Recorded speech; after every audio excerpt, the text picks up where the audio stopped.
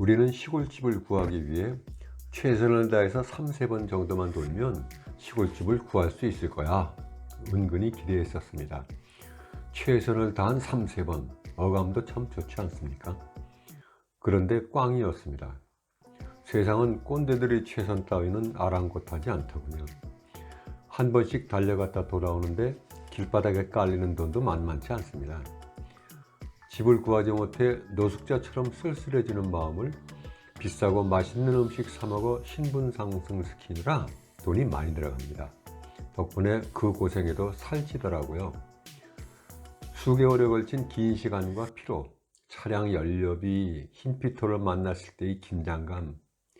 시골집 구하는 건 역시 전문가와 상의하는 것이 지름길이 아닐까 생각되었습니다. 그렇게 며칠 맥이 빠져서 뒹굴다가 틀딱 특유의 쓸데없는 오기가 발동하더군요.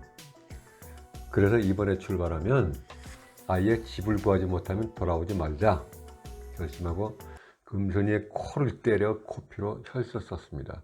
내 코는 아프니까요.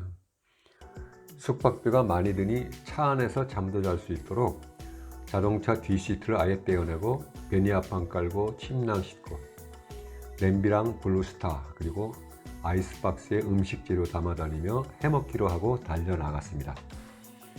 돈 아끼며 다니자고 절절한 맹세하고 떠난 그 첫날 밤, 차에서 자면 숙박비라도 아낄 수 있을 텐데 금순이가 차에서 잠 못 자는 공주라는 걸 알았습니다.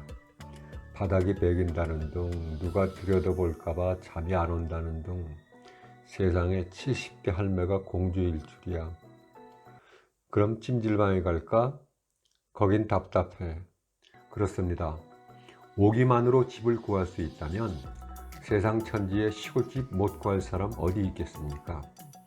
어린아이가 떼쓰듯 우리가 오기 났으니 시골집을 사게 해달라고 세상에 떼를 쓰는 거나 마찬가지였죠. 세상은 역시나 콧방 귀끼더라고요. 놀고 있네 하면서요. 어쨌든 우리는 시골집을 구하기 위해 참 많이도 돌아다녔습니다.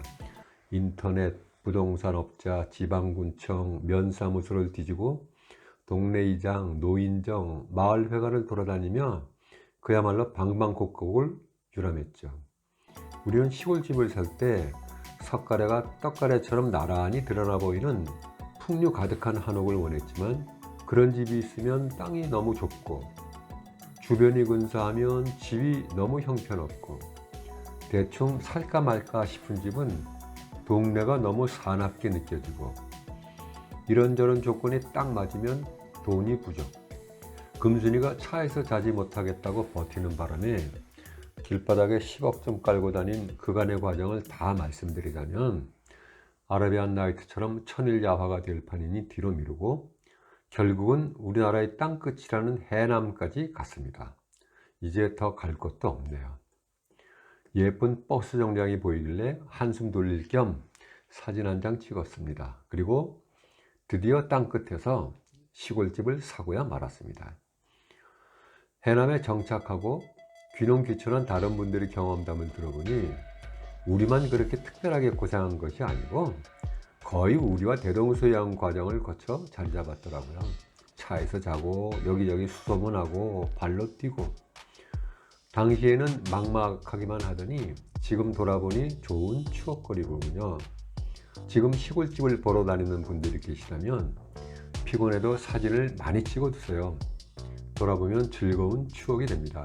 처음 샀을 때의 모습입니다. 시골집을 사긴 했는데 우리가 원하는 석가래가 줄줄이 나와 있는 오래된 한옥식 시골집이 아니라 우리가 싫어하는 시멘트 블록으로 한 줄만 쌓아 올려 만든 창고형 시골집입니다. 썩 마음에 들지는 않았으나 집과 텃밭이 함께 붙어 있는 곳을 구하기도 어렵고 위아래로 변화 있는 지형이 그런대로 괜찮아 보여 그동안 많이 지친 탓이기도 하고 계약을 해버렸습니다. 시멘트 블록 한 장으로 벽을 쌓은 집이라 손볼 곳이 많으리라 예상은 했지만 날이 갈수록 할 일이 줄어드는 게 아니라 점점 늘어나더군요. 왼쪽에 조금 가지가 보이는 나무는 대추나무입니다. 이 나무도 마당에 쓰러져 다 죽어가는 걸 낑낑대며 세웠습니다.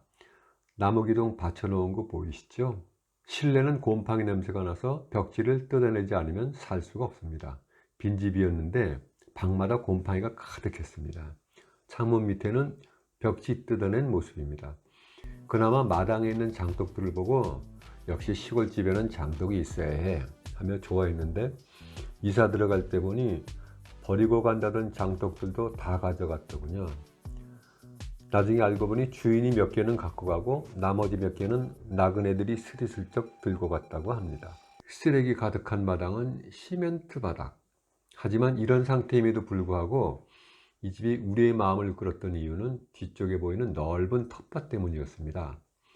맨 위의 밭은 산과 맞닿아 있어 동네 전체를 내려다볼 수 있고, 약간 낮은 가운데 밭은 평평해서 정원이나 텃밭으로 사용하기 딱 좋고, 본체가 있는 아래 대지는 이웃과도 약간 떨어져 있는 데다가 집이 바닥보다 3계단 정도 높은 모습도 마음에 들었습니다. 그리고 대략 200평 안팎으로 나누어져 있는 600평에서 조금 빠지는 이 세 필지의 땅이 농지가 아니라 대지였다는 점입니다. 만약에 이 땅들이 농지였다면 현지인이나 농업인이 아닌 이상 구입할 수 없는 땅이죠. 이러한 장점들이 본체가 형편없이 허름한 집인데도 불구하고 우리가 구입한 이유들입니다. 여기서 주의할 점, 시골집 이사 들어가기 전에 확실히 해둘 것이 있습니다. 보통 도시에서는 이사 나갈 때 집 청소를 깨끗하게 해준 후 나가는 게 상식이지만 시골의 경우는 조금 다르더군요. 왜냐하면 도시의 집들은 사람들이 살다 나가고 그 뒤를 이어 곧 이사를 들어가지만, 시골의 경우는 빈집이거나 거의 폐가 수준의 경우가 많기 때문입니다. 지금 이 모습이 이사 들어가기 전의 모습인데요. 과장하지 않고 지금 사진에 보이는 쓰레기에 10배가량 더 있었습니다. 집주인은 여기저기 흩어져 있는 쓰레기를 치워준다고 약속하고는 자기가 필요한 것들만 들고 가버립니다. 할 수 없이 쓰레기를 저렇게 모아두고 치워달라고 했는데 전화도 안 받고 연락도 없다가 어느 날 갑자기 와서 마당에 놓고 다 태웁니다. 우리가 아직 입주 전이라 서울에서 왔다 갔다 할 때인데 마침 시골집에 도착해 보니 마당에서 시커먼 연기와 함께 빨간 불길이 홀홀 타오르고 있더군요. 깜짝 놀라 마당으로 달려가 보니 집주인이 장롱하고 더블 침대 매트리스를 태우고 있더군요. 어이가 없어서 할 말을 잃었습니다. 이래서 되겠느냐고 했더니 원래 이사 오는 사람이 다 치우고 살아야 하는 건데 우리가 치워달라고 어디 쓰는 바람에 자기들이 고생한다면 오히려 역정을 냅니다. 그래서 그냥 가시라고 하고 우리가 다 치웠습니다. 그 후로도 쓰레기가 구석구석에서 끊임없이 나와 금순이와 둘이 대략 한 열흘 정도는 고생했습니다. 냉장고도 그냥 두고 간 것 보이시죠? 시골집을 계약하실 거라면 잔금 치르기 전에 청소 다 확인하시고 지불하세요. 치우는 일 자체도 고생이지만 비용도 만만치 않습니다.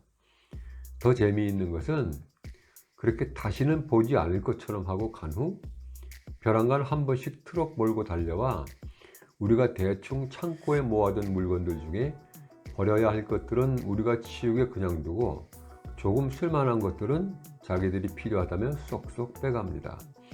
이거 사소한 것 같지만 느린 영감처럼 옹졸한 꼰대에게는, 그러니 청소 잘 확인하시고 좋은 기분으로 입주하세요.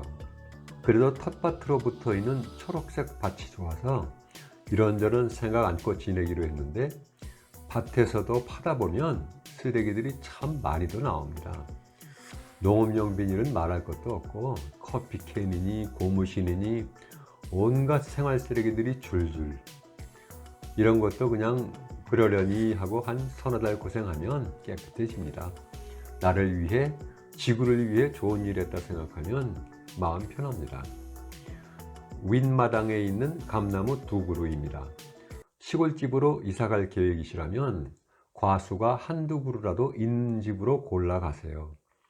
이사가서 다시 심으면 3년은 기다려야 수확을 하는데 과수가 있는 집에 가면 그 해부터 수확할 수 있으니까요. 우리는 감나무 5그루와 대추나무 등이 있어서 이사 들어온 첫 해에 시골 사는 기분이 나면서 즐거운 마음으로 수확했습니다. 그렇게 주변을 조금씩 정리하며 우리는 해남읍에서 전투 장비를 사왔습니다. 호미와 삽 한 자루, 곡괭이 한 자루. 맨 땅에 헤딩할 준비가 되었습니다. 집수리 같은 일은 해보지도 않았던 70고개의 우리 두 사람. 과연 이 시골집이 어떻게 변할까요? 오늘은 여기까지입니다. 다음에는 맨 땅에 헤딩 시작합니다. 고맙습니다.